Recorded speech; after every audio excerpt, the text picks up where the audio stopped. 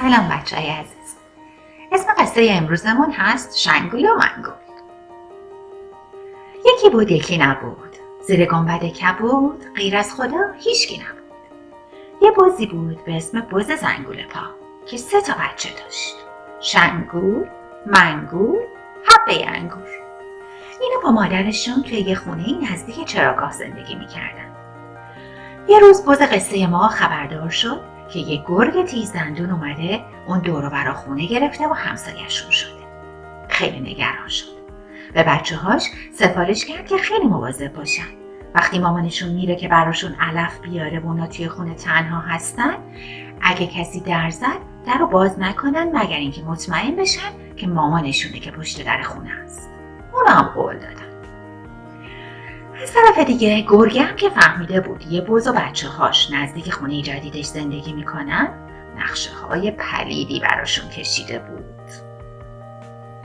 یه روز صبح که خانم بزه از خونه رفت بیرون، گرگ بدجنس که کمین نشسته بود با خوشحالی دستی به شکمش کشید و گفت: به به، عجب غذایی، برم بزبزک‌ها رو خام کنم، فکر ناهار رو شام کنم. رفت و دم خونه بزغاله ها در زد. تق و تق و تق. بزغاله ها گفتن: کیه در میزنه؟ گرگه گفت: منم مادرتون، علف آوردم براتون. شنگول گفت: تو اگه مادرمونی پس چرا صدات انقدر کلفته؟ صدای مادر ما نازکه. گرگه رفت و بعد از این مدت دوباره برگشت و در زد. تق و تق و تق. بزغاله ها گفتن: کیه در میزنه؟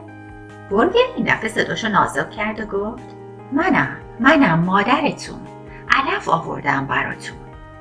بچه ها دیدن صداشو شبیه صدای مادرشونه، ولی این دفعه منگول رفت جلو و گفت: اگه تو مامان مایی دستتو از زیر در نشون بده ببینی. گرگه دستشو نشون داد، ولی بزغاله ها یه صدا گفتن: دروغ میگی، تو گرگی، مادرمون دستاش سفیده ولی دستای تو سیاهن. آقا گرگه سریع رفت دستاشو کرد توی کیسه آرد. بچه‌ها میدونیم که آرد رنگش سفیده. برگشت، اومد دوباره در زد. تق و تق و تق. بزغاله ها گفتن: کیه در میزنه؟ گرگه با صدای نازک گفت: منم مادرتون، علف آوردم براتون. دوباره بزغاله ها گفتن: دستاتو ببینیم از زیر در.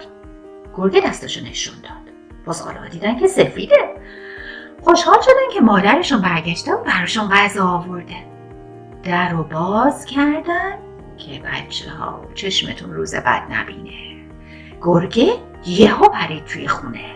شنگولو گرفت، منگولو گرفت، ولی حبه انگور از فرصت استفاده کرد و سریع رفت قایم شد. گرگه هر چقدر گشت پیداش نکرد. از طرف دیگه گرگه میترسید که خانم بزه هر لحظه برسه. برای همین دیگه ول کرد با شنگول و منگول رفت.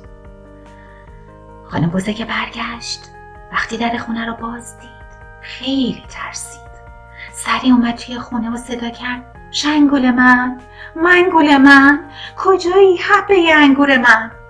حبه انگور که صدای مادرش رو شنید اومد بیرون، پرید توی بغل مامانش و همونجور که داشت گریه میکرد براش تعریف کرد که چه اتفاقی افتاده. خانم بزه هم گفت: میدونم چه بلایی سرش بیارم. رفت طرف خونه آقا گرگه. وقتی که به اونجا رسید رفت و با پاهاش کوبون به در. تاپ و تاپ و تاپ. گرگه گفت: کیه تاپ تاپ میکنه؟ منو بیخواب میکنه؟ خانم بزه گفت: منم بزک زنگول پا، ورمیجم دو پا، 2 سم دارم روی زمین، 2 شاخ دارم روی هوا. کی برده شنگول من؟ کی برده منگول من؟ کی میاد به جنگ من؟ گرگه گفت: من بردم شنگول تو، من بردم منگول تو، من میام به جنگ تو. 2 تایشون رفتن تا آماده نبرد بشن. خانم بزه رفت یک کیسه پر از شیر و کره برد پیش آقای سوهانکار و ازش خواهش کرد که شاخشو براش تیز کنه. اونم شاخ خانم بزه رو حسابی تیز کرد براش. آقا گرگه رفت پیش آقای دلاک و بهش گفت: دندونای منو تیز کن. دلاک گفت: مزدش کو؟ گرگه گفت: مگه مزدم میخوای؟ دلاک گفت: بدون مزد که کار نمیشه کرد. گرگه که خیلی بدجنس بود رفت و یک کیسه رو پر از باد کرد. اومد داد به آقای دلاک. آقا دلاک کیسه رو که چک کرد فهمید جریان چیه. پیش خودش گفت بلایی به سرت بیارم که توی داستان ها بنویسن. گازنبر رو برداشت، دندونای آقا گرگه رو کشید، به جاش پنبه گذاشت. فردای اون روز خانم بزه با آقا گرگه اومدن وسط میدون جنگ. گرگه که خیلی به خودش مغرور بود سریع پرید جلو که گلوی خانم بزه رو بگیره که دندونای پنبه‌ایش از دهنش افتاد بیرون. بزه هم وقت رو تلف نکرد، رفت عقب و اومد جلو و با شاخش زد توی پهلوی آقا گرگه. بعدش هم سریع رفت خونه آقا گرگه، شنگول و منگول رو پیدا کرد و برد خونه خودشون. بچه ها بزغاله ها هم به مادرشون قول دادن که از این به بعد بیشتر مواظب باشن و در خونه رو برای کسی باز نکنن.